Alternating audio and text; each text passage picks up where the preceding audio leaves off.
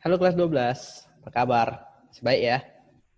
Nah, sekarang kita akan belajar tentang kongruen dan sebangun.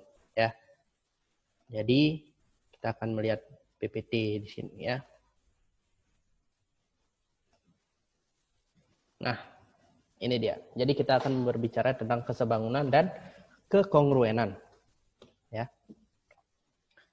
Nah, di sini bisa kalian lihat ada dua buah gambar. Ya. Yang pertama ini, ya, lihat di sini ada sebangun, di sini ada kongruen. Dari segi apa yang kalian lihat, apa sih bedanya sebangun? Apa itu sebangun dan kongruen? Kira-kira udah ada bayangan ya. Jadi kita ke perkenalan aja dulu ya, perkenalan. Nah, untuk di sini kesebangunan dan kekongruenan. Jadi di sini yang pertama untuk informasi awal, jadi yang mencetuskan ini adalah namanya Thales ya. Dia hidup dari 624 sampai 546 sebelum Masehi. Nah, Thales ini dikenal sebagai ahli geometri, astronomi, dan politik. Dan Thales ini mengungkapkan salah satu gagasan yang cukup fenomenal, yakni di bidang kesebangunan. Ya. Nah, diceritakan bahwa dia dapat menghitung tinggi piramida dengan menggunakan bantuan dari bayangan suatu tongkat. Nah, Thales menggunakan kenyataan bahwa segitiga yang dibentuk oleh piramida dan bayangan piramidanya ya maksudnya ya. Jadi segitiga yang dibentuk oleh piramida, tinggi piramida dan bayangannya itu sebangun dengan segitiga kecil yang dibentuk oleh tongkat dan bayangannya. Jadi dia memakai kesebangunan untuk menentukan tinggi piramida. Dan dari teori ini juga kongruen itu ditemukan. Ya. Untuk sekarang kita akan ke kesebangunan terlebih dahulu. Lihat ya. Nah, ini kesebangunan. Jadi kesebangunan.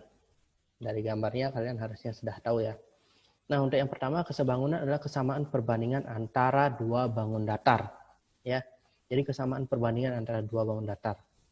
Dari segi apa yang terlihat, kesebangunan memiliki perbedaan di bagian ukuran. Ya. Dia memiliki rasio. Jadi mungkin ada yang lebih kecil, ada yang lebih besar, tetapi dia memiliki bentuk yang sama. Contohnya saja gambar di sini ya. Kita lihat di sini gambar tentara-tentaranya kan ada yang lebih besar, ada yang lebih kecil. Itulah yang namanya kesebangunan. Jadi dia memiliki bentuk yang sama tetapi ukuran yang berbeda. Nah, beberapa contoh kesebangunan adalah miniatur dan benda aslinya. Ya, jadi contohnya kalian punya miniatur mobil gitu, mobil BMW gitu, kalian punya miniatur mobil BMW dengan mobil aslinya, otomatis dia mempunyai rasionya, ya kan? Nah, seperti itu contohnya, beberapa contohnya. Peta dan juga jarak asli juga bisa menjadi salah satu contohnya. Dan kesebangunan ini yang akan menjadi salah satu hal penting dalam materi dimensi 3 yang kalian akan pelajari setelah kesebangunan dan kekongruenan ini. Ya. Oke, kembali lagi ke awal. Setelah kesebangunan, kita ada kekongruenan. Lihat ya, sama semua. Jadi, lihat ada beberapa gambar yang sama. Berarti kekongruenan itu adalah kesamaan ukuran antara dua bangun datar atau lebih. Jadi semua ukuran dia sama, ukuran dan bentuk juga sama, tidak ada yang berbeda dari dua buah benda itu. Jadi contohnya dua bangun yang kongruen itu pasti sebangun ya. Yang kongruen pasti sebangun, tetapi dua bangun yang sebangun belum tentu kongruen. Jadi seperti tadi ya, ini contohnya. Ada dua buah yang kongruen. Dia sudah pasti sebangun. Kenapa? Karena ukurannya sama dan juga bentuknya sama. Sedangkan kalau dua bangun yang sebangun, dia kan bentuknya sama, tetapi ukurannya tidak sama, ya kan? Maka dari itu dia tidak bisa kita katakan kongruen, ya. Berarti ya.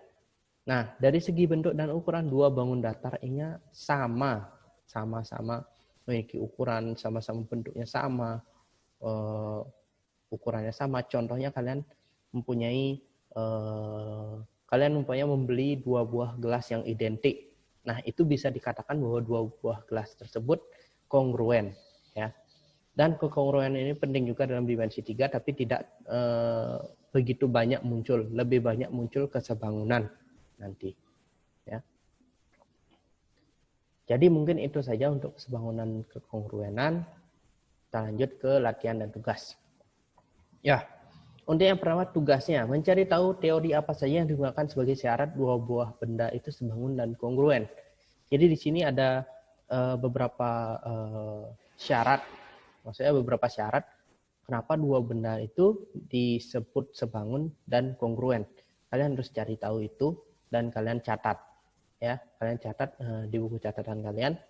Dan juga ini ada 2 buah latihan buat kalian. Jadi Lutfi yang memiliki tinggi sekian, nomor 2 ini, kalau kalian tidak bisa mengilustrasikannya, ilustrasinya ada di gambar ini, yang ada pohon ini, ya. Ini ilustrasinya. Nah, untuk yang nomor 3, ini latihan untuk mengetahui apakah kalian mengerti sebangun atau tidak. Itu saja. Jadi juga kalian menentukan H dan K, ya.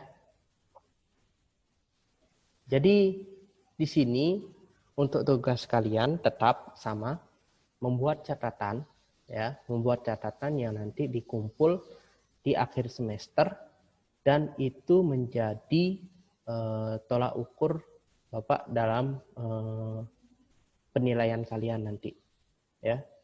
Jadi silakan dibuat semenarik mungkin, sekreatif mungkin, karena kalian yang akan membawanya nanti. Jadi biar Bapak juga mengetahui, oh ternyata anak-anak sudah membuat catatan. Karena kalau kalian belajar matematika tanpa mencatat atau tanpa menulis, kayaknya kurang ada yang kurang sebenarnya, ya. Jadi kalian harus latihan, kalian harus mencatat. Itu dalam matematika, ya. Jadi silahkan dibuat catatannya dan juga latihan-latihan ini, latihan-latihan yang Bapak berikan ini, silahkan cantumkan dalam catatannya. Jadi silahkan kalian buat dulu catatannya, dah. Jadi catatannya silahkan kalian tulis. Catatan ini pelajaran yang sudah kalian yang sudah kalian ikuti selama daring dengan Bapak, ya. Kan daring dari semuanya kalian catat, jadi kalian kirim ke Bapak, bukan. Maksudnya dari Bapak saja. Jadi kalian kirim dan dalam bentuk PDF, ya, dalam bentuk PDF. Kalau bisa pertama difoto. Biasanya kalau Bapak jadi kalian catat, kalian foto dan kalian jadikan PDF, jadikan satu dalam bentuk PDF dan kalian kirim ke GCR. Dan juga di akhir tersebut ada latihannya, ya, latihan yang Bapak berikan ini. Jadi kalian harus sudah ada di sana, ya. Mungkin itu aja untuk sekarang. Jadi di sini kesimpulannya, kesebangunan adalah perbandingan dua objek atau lebih yang memiliki kesamaan pada bentuk bendanya, tetapi memiliki perbedaan dari segi ukuran. Diingatkan kembali, ya. Jadi kesebangunan itu memiliki kesamaan pada bentuknya saja, tetapi ukurannya yang berbeda, ya. Sedangkan kekongruenan itu adalah perbandingan dua objek lebih yang memiliki bentuk dan ukurannya sama. Jadi kongruen itulah dua objek yang bentuk dan ukurannya sama. Jadi itu aja untuk sekarang.